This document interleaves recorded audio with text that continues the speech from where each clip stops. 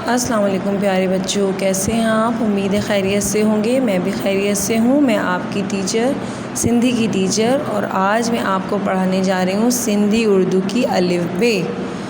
तो प्यारे बच्चों, इसको आप बहुत अच्छे से समझेंगे और वही साउंड निकालेंगे जिस तरीके से मैं आपको समझा रही हूँ। तो सबसे पहला आपका देखिए सिंधी उर्दू अलिफ बे लिखा हुआ है यहाँ पर।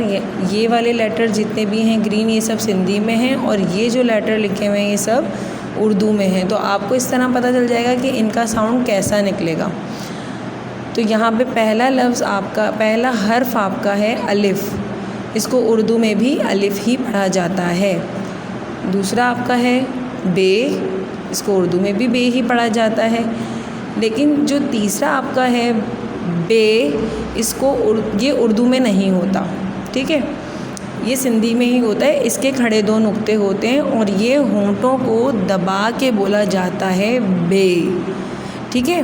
क्या साउंड निकलता है? बे, जैसे बे से बकरी, दोनों होंठों को दबा के। और ये वाला जो होता है ये सिंपल इस तरीके से है कि बे, जल्दी से आपने बोल दिया, बस ऊपरी दोनों होंठ आपके मिलके अलग हो जाते हैं, तो ये बे निकलता है, बे का साउंड निकलता है। और यहाँ पर बे दबा के बोलने से, ओके, आपको क्लियर हो गया होगा। अगला आपका जो लेटर है या हर्फ है आपका, वो है भे। यानी उर्दू में इसको इस तरीके से लिखा जाता है और सिंधी में बे की जगह 4 नुक्ते लगा देने से भे का साउंड आता है। तो ऐसा लेटर कहीं भी लिखा हुआ आए तो आप उसे भे ही पढ़ेंगे, ठीक है। इससे अगला है ते। ये उर्दू में भी बोला जाता है ते, तो ये उर्दू की तरह ही लिखा जाता है। उससे अगला लेटर है आपका, हर्फ है थे।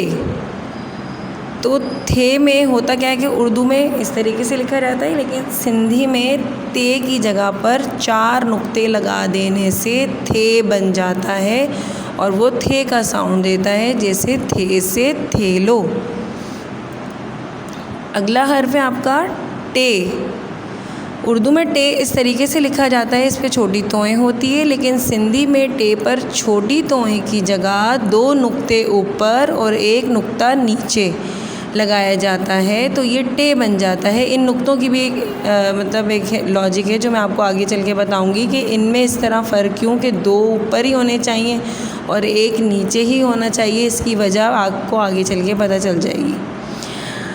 अगला हर्फ है आपका ठे। अगला हर्फ है आपका ठे।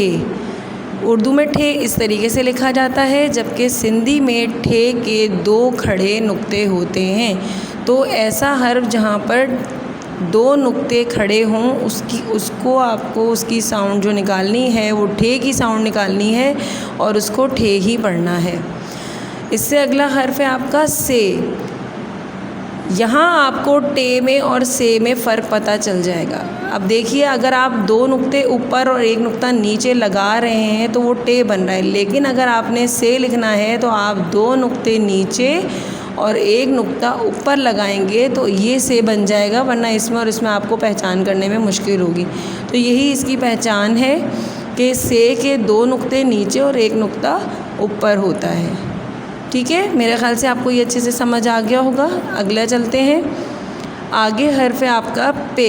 ये उर्दू में भी इसी तरीके से लिखा जाता है, सिंधी में भी इसी तरीके से लिखा जाता है, तो इसको पे ही पढ़ते हैं। जबकि अगला हर्फ आपका जो है वो है फे। इसका साउंड निकलेगा फे फे। उर्दू में देखिए फे इस तरीके से लिखा जाता है, पे और हे मिला के फे बनता है, जबकि सिंधी में आप फे की तरह बनाकर इसके 4 नुक्ते लगाएंगे तो इसकी साउंड बनेगी फे।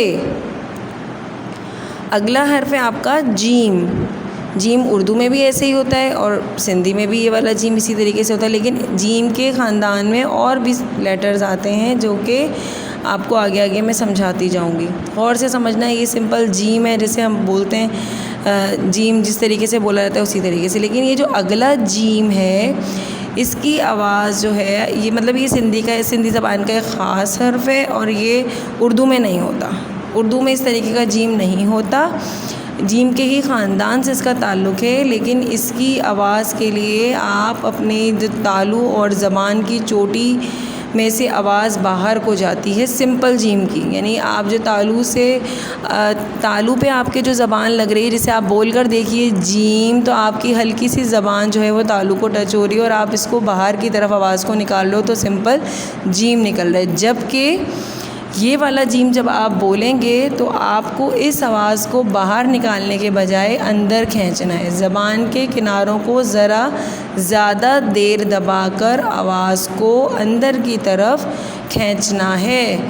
जैसे जीम, अब अंदर आवाज़ जा रही है हमारी, तो ये जीम, ये साउंड निकलेगा। जैसे जीम से जिब, यानी साउंड बाहर नहीं आ रहा, जीम का बाहर नहीं निकाल रहे आप, अंदर की तरफ खींच रहे हैं, तो जिब। आगे अगला हर्फ है आपका झे।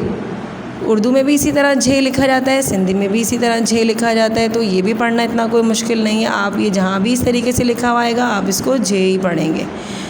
अब जो हर्फ आ रहा है ये भी जीम ही के ख़ानदान से है और ये उर्दू में नहीं होता ऐसा।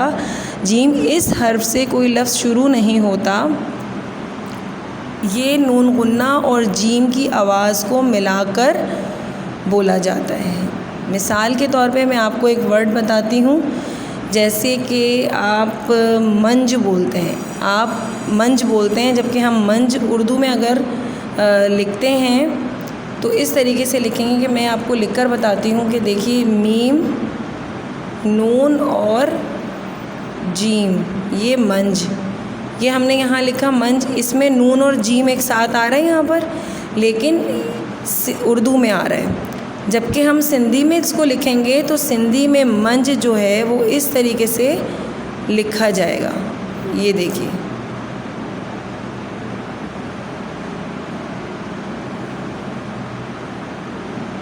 मुंज, सॉरी मंज नहीं मुंज, तो मुंज इस तरीके से लिखा जाएगा और नून नहीं आएगा। नून का जिसे यहाँ उर्दू में नून गुन्ना नुमायाँ हो रहा है तो यहाँ नुमायाँ नहीं हो रहा, तो ये जीम लिखा जाएगा। इससे ख़ुद से कोई लफ्ज़ शुरू नहीं होता, ये लफ्ज़ के बीच में इस्तेमाल होता है और नून गुन्ना के साथ इसकी आवाज़ मिक्स होकर निकलती है, तो इसको पढ़ा जाता है उंज। इसका साउंड क्या होता है? उंज। जैसे आप नून गुन्ना को बोल रहे हैं, आप ऐसे तो नहीं बोलेंगे आप जैसे मुंज। आप समझ गए होंगे जिस तरह मैं समझाना चाह रही हूँ। क्या पढ़ेंगे इसे?